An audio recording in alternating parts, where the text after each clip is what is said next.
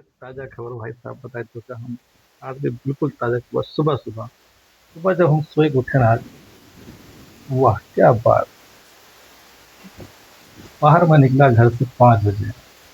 वो बढ़िया जबरदस्त आंधी, बिजली कड़क के साथ आंधी। देखते देखते थोड़ा बूंदा बांदी हुई, हल्की हल्की।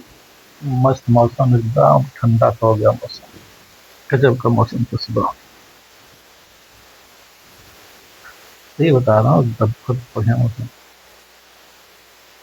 मस्त आंधी एकदम। सुबह का एकदम बढ़िया कर दिया बेचारे। मौसम में तो मस्त हो जाता है।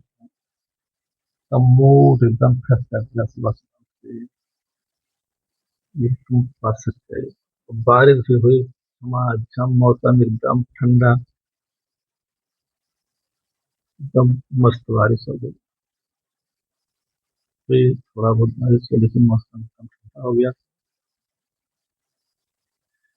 इधर हल्की हवा चल रही है अभी। मौसम ठंडा है। देखो आगे आंधी तूफान आता है कि नहीं आता है। तो मौसम विभाग ने तो अलर्ट जारी किया है कि भी